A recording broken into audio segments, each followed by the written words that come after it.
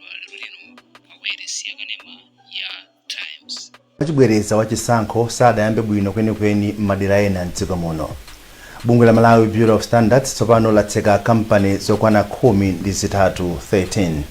Munkhani zina mbusa wina wamwalira pamene amafuna kudzibatiza yekha mu mzinda wa Lilongwe. Ndizi komanso zina zambiri tintikhala limodzi.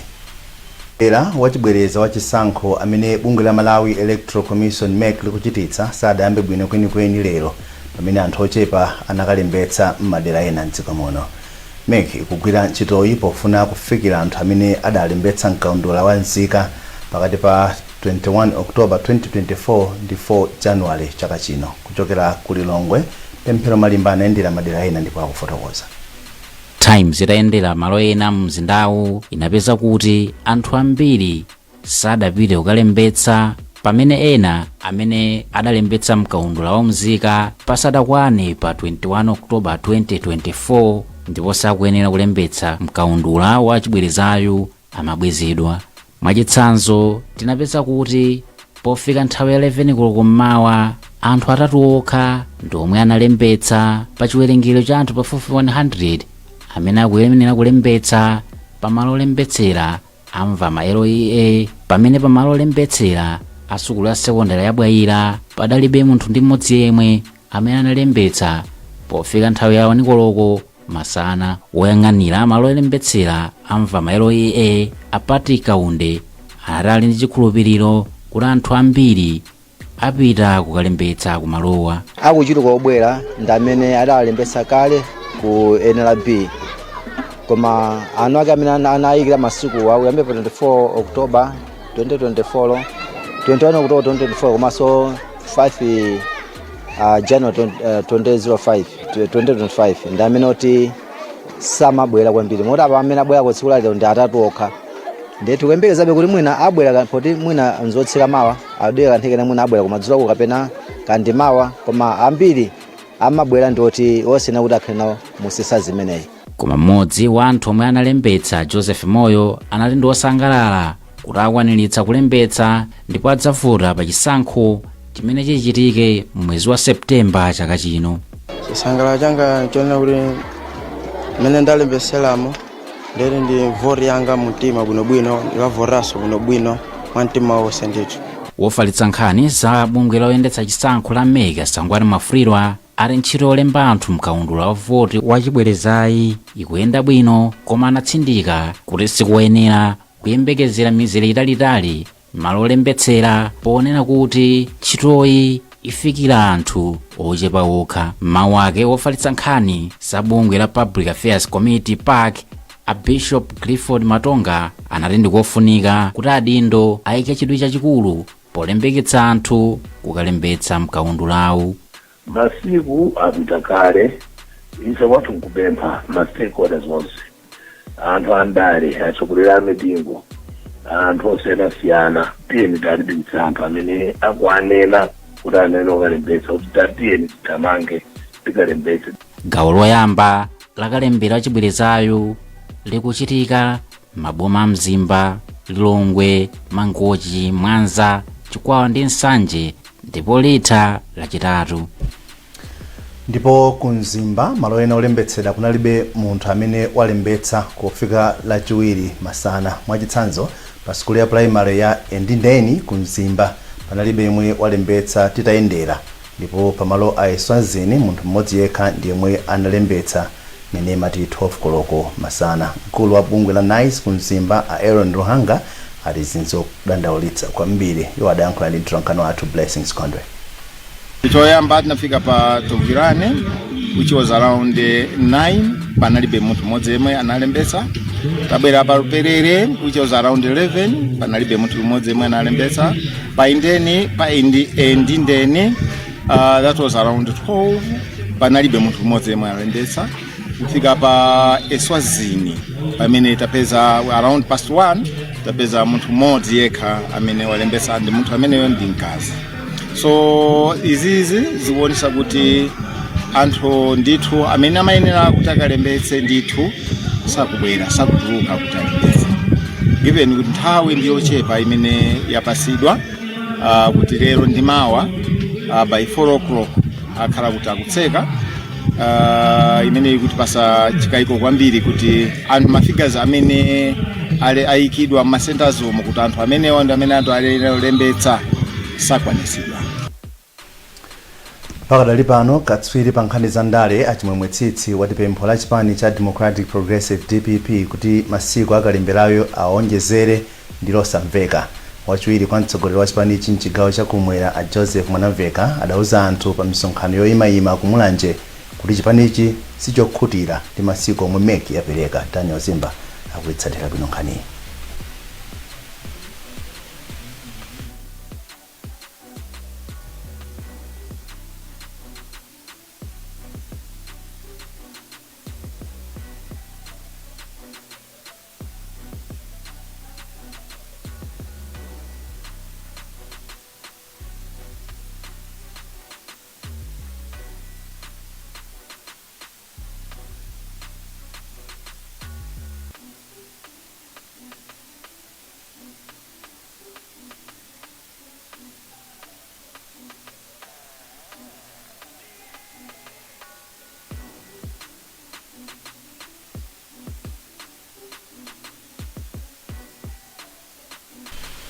Tikupatsireni bwino ripoti limenelo lochokera kwa Daniel Zimba. Tipitireni nkhani zathu. Bungwe la Human Rights Defenders Coalition HRDC lati nthawi yakwana tsopano kuti dziko lino liunike milandu yokhudza ufulu oyankhula. Izi kutsatira kumangidwa kwa uchita malonda wina mboma la Karonga Alaiton Mangochi omwe awatsekulira milandu iwiri ofuna kubweretsa chisokonezo komanso kugwiritsa ntchito mawu onyoza. Awalita Nkandawire ndo apa mpando wa bungwe la HRDC mchigawo chakumpoto ndi bakufotokoza. Kutengera kuti nkhani izi ndizama ufulu tikanayamba kuyang'anirapo kuti ngati dziko tikutinalo chani ukhalira ufulu. Kodi ufulu omwe uli mu constitution munthu azimangidwa nawo. Izi ndi mbali imodzi kuti we have to tiyambe kuyamba kukambirana nkhani kuti kodi ufulu woma munthu akalankhula azimangidwa kapena iziyenda njira yanji. Kwa ine ndikuona kuti nthawi yabwino kuti ngati dziko nkhani ngati zimene zitha kulowa ngati civil matter kuti zitha kuunikidwa kenaka kuzekedwa ndi amakoti ngati pali issue ya compensation walapiridwa iyende ngati koti aona kuti amangidwe koti tigamule kuti ayende kusiyana kungoti apolisi kungoona ka video kuyamba kumangana.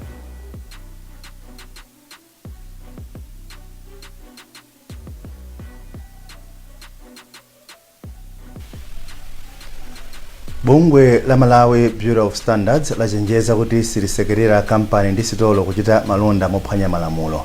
Ofalitsa nkhani ku bungweli awazamazama katatu wanena izi pamene bungweli likupitiriza kuyendera ntchito za malonda m'madera osiyanasiyana mdziko muno. Daniel Zimba ali ndi nkhani yonse.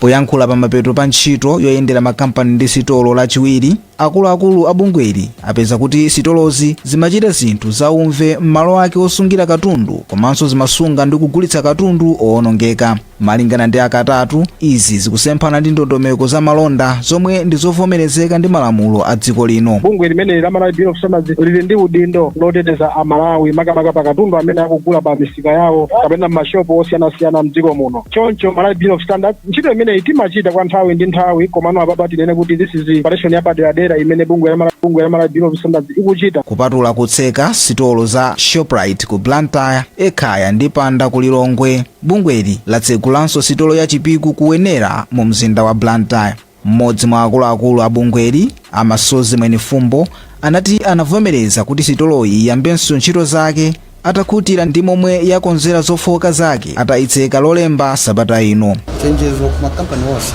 ndi mashopo kandi anthu opanga zinthu nona kuti tiyeni tionesese kuti ukhondo wa pamalopo ukhale monga ma milingo yake imanenero a standard za ukhondo amanenero hygiene standards.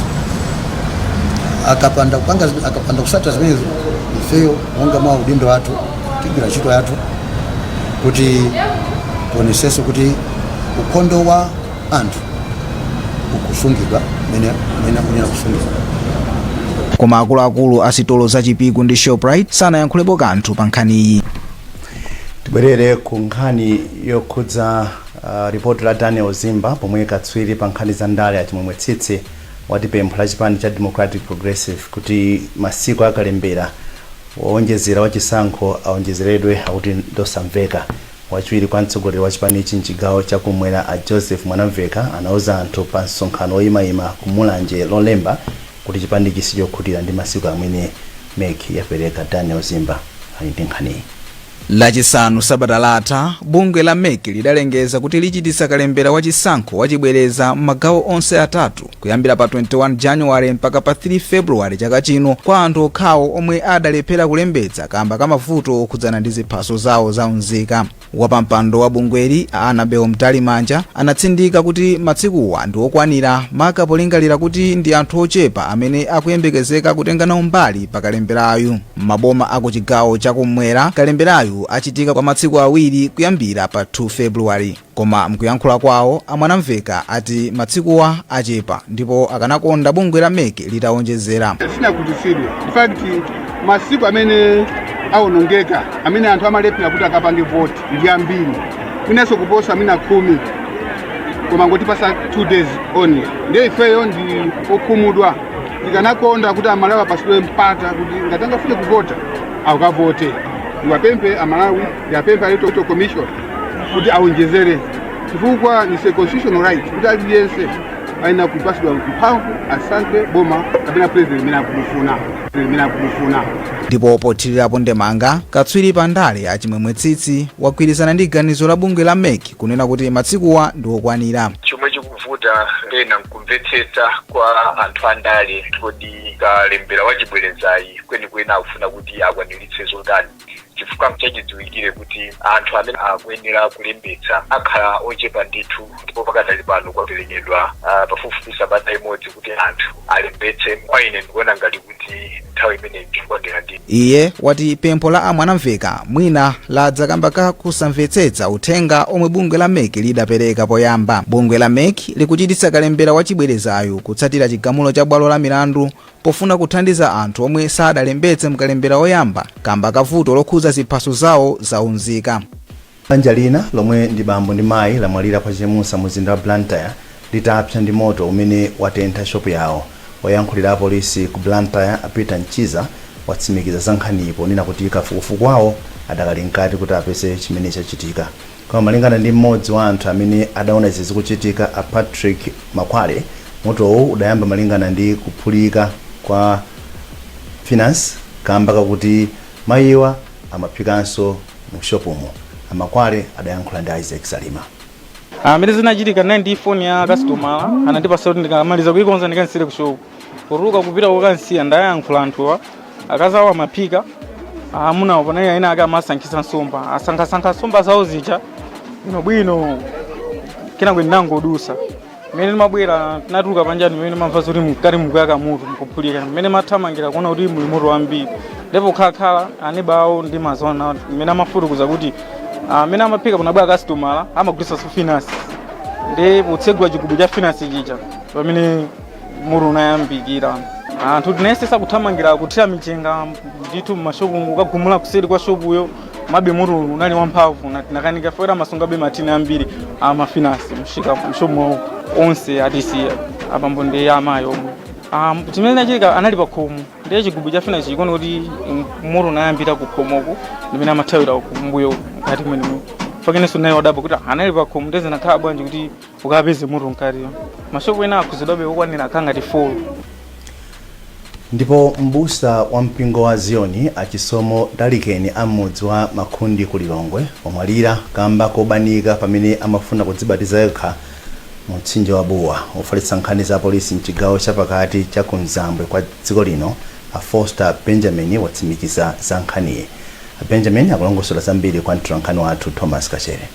Ndisonadi mbusa wina wa mpingo wa Zioni omwe ndi abusa achisomo Dalikeni azaka 25 amalira atamira mu mtsinje umenewu wa Buwa.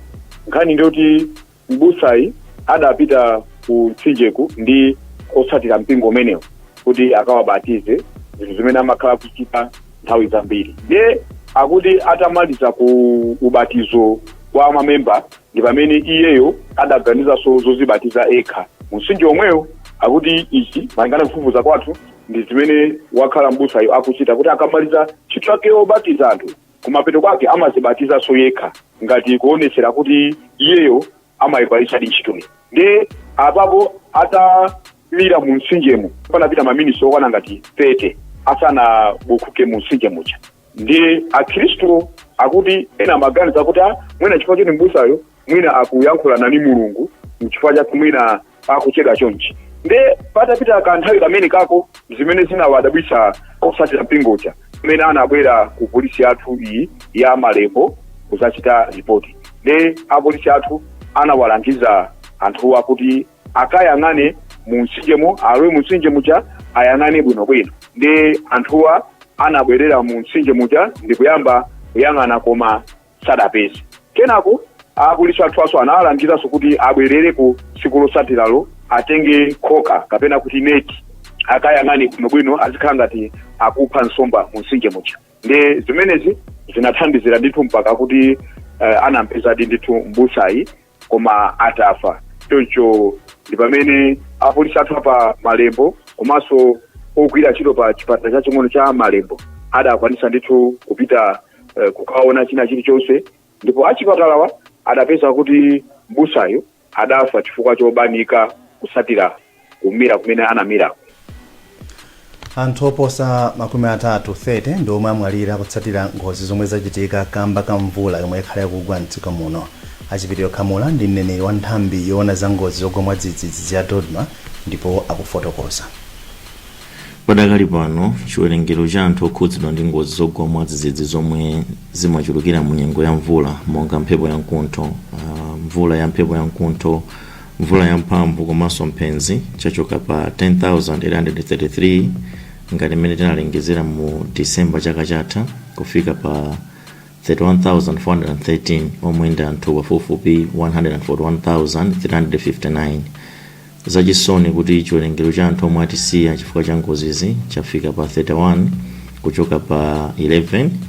Mwa anthu 31 atisiyawa 22 atisiya ataombedwa ndi mphenzi. Ndi mutha kuona kuchokera pa mafigawa kuti ngozi za mphenzi zamanga nthenje kwambiri pakati pathu chifukwa chaka chatha makamaka pamene timafika pa 3 December chiwerengero cha anthu otisiya ndi mphenzi chinali pa 8 koma padakali pano patu kukamba za anthu 22. Nacho chiwerengero cha anthu ovulala chili pa 382 kuchoka pa 79. Ndipo titsindikenso pano kuti tsatanetsataneyo sakuphatikizapo chiwonongeko chomwe chinadza ndi namondwe uja wachido yemwe adakhudza mawanja 10,159 na kupha anthu 13 komanso kudzetsa kuvulala kwa anthu 29 mu Disemba chaka chatha. Ngati nthambi tikupereka chithandizo kwa manja okhudzidwa m'madera onse mpaka titafikira banja lililonse lokhudzidwa malinga ndi malipoti omwe akuchokera ku makhonsolo. Titsindikenso pano kuti ndife okhudzidwa kwambiri ngati nthambi ndi imfa za mphenzi, ndipo tibwerezenso kupempha komanso kuchenjeza anthu onse m'dziko muno kuti chonde mwanjira iliyonse tipe kukhala pambalambanda kapena pasi pa mtengo pomwe mvula ikugwa chifukwa izi zimaonjezera chiopsezo chowombedwa ndi mphenzi. Tikhale malo otchingika monga mnyumba komanso tisayandikire mawaya magetsi kuti tichepetse chiopsezo chowombedwa ndi mphenzi. Pamene matenda otsegula m'mimba akuphana ochuluka pa dziko lonse lapansi, akatswiri ochokera m'mayiko 13 aku Africa, Asia ndi America akukumana ku Blantyre pofuna kuthetsa vutoli. Poyankhula pa msonkhano owunikira kafukufuku wa matendawa omwe ukuchitikira mu mzinda wa Blantyre, mphunzitsi pa skulu ya Kamuzu University of Health Sciences KUHS Akuzwayo Jere wati kachirombo kamene kamayambitsa matendawa kashigera kakudzetsa imfa zana opitilira 100,000 chaka chilichonse pa dziko lapansi. Iwo akufotokoza. Zimatengabe nthawi komano ubwino wa shigera ndona kuti palikale ma vaccine oti akupangidwa ndi makampani osiyanasiyana. Komano chinthu chomwe sakuziwa bwinobwino ndimene ndanenera mucha kuti mtundu wa shigera omwe uli ku Malawi, uli ku Kenya, uli ku South Africa, uli ku Gambia ndi chani. Nde pano nawo pano tika kafukufuku wathu amene titatuluse chaka chinocho tapanga ku Malawi kuno, tapanga ku Gambia, tapanga ku Kenya, Malawi, Bangladesh, Pakistan, ku Peru. Zosatira zake titulusa miezi iwiri kubwerayi. Zithandizano sopano kuti ma vaccine amene apangidwawo tizitsano kuona kuti uyu vaccine uyu akhoza kugwira ku Malawi chifukwa kuti mtundu wa Shigera amene akupanga akuzungulira kumeneko ndi wakuti. Ndiyeno pali mulingaliro wonena kuti kuchoka chaka cha mawachi ma vaccine amene apangidwawo ayamba kuyezedwa mu maiko osiyanasiyana. Ndipo Apolline Katundu ndi mkulu ogwirizira nthambi yophunzitsa za ntchito yakayezedwe kamatenda pa sukuluyi.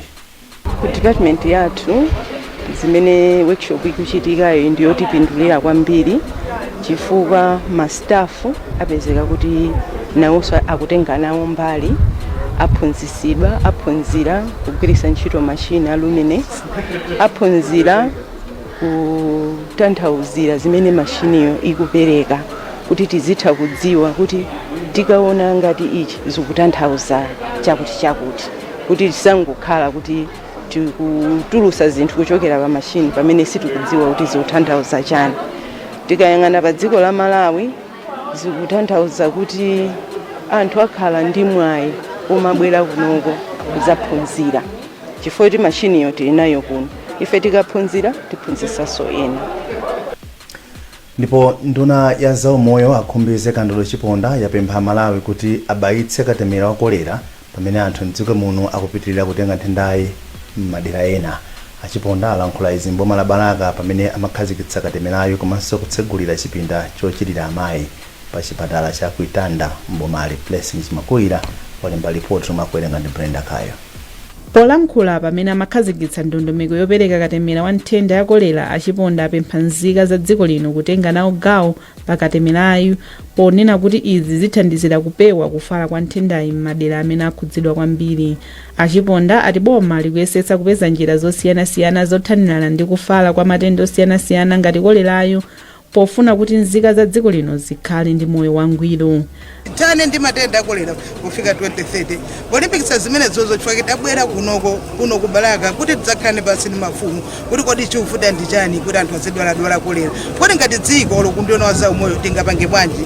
Chifukwa chake tabwera kuno, tabwera ndi kolera ka urgent vaccine katemera wa kolera umene ndithu ndikonda thokoza kwambiri chifukwa mulandira bwino kwambiri.